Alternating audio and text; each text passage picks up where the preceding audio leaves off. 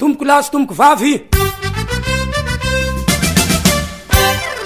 dia manana ny andraikiny ara ekôlôjika voalohany, manana ny andraikiny ara ekonomika faharoa, zany hoe manao fiarovana zany zao ankehitriny dia tsy zary arovana fotsiny izy io fa atao koa zay azahoan'ireo zay lanja ekonomika zay, ahafahana mampandroso ny olona manodidina valan-javaboary, ahafahana ihany koa mametraka fa hoe ny fisiana valan-javaboary dia tsy fanerenan'ny olona iaro fa fanampianan'ny olona amin'ny velitenany andavanandro.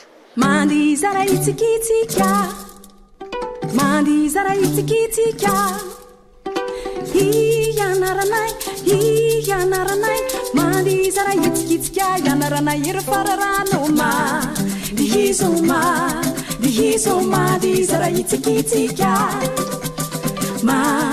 dihizoma, dihizoma, dizara itsikitsika.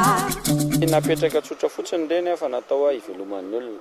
Raha miteny tsika zany hoe laka tsy manampy tsotro zany laka anankiray evin'ny vorona avy any andafim-pindramonina miala amin'ny andro mangatsiaka any izy tonga aty amin'ny andro mafana, dia raha tsisy zany io laka io dia dia mazava ho azy tsy tonga aty intsony ireo voron'ireo.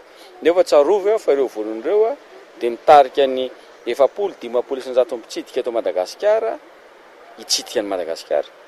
Dia azonareo an-tsaina zany hoe reny zany le tenentsika hoe anaovana zavoary, ka raha tsy tonga eto zany ireo voron'ireny dia mazava ho azy tsy ho tonga eto amintsika koa mpitsidika, dia anan'olona antsika ara ekonomika rehefa avy eo. Dia izay fifandraisan'izay zany dia apetraka mazava, amafisina. Efa nanomboka moa zay zany fa amafisina izy zany zao ao anatin'ny 2-3 taona ho avy. Mandizara itsikitsika, mandizara itsikitsika, ianaranay, ianaranay, mandizara itsikitsika, ianaranay ero fararanoma, dihizoma, dihizoma, dizara itsikitsika,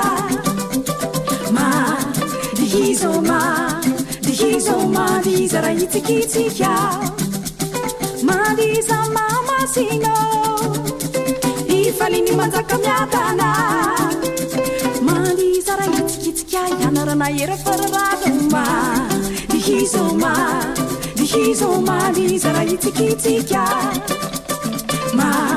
dihizoma, dihizoma, dizara itsikitsika. Saotra tomboko lahy, saotra tomboko vavy.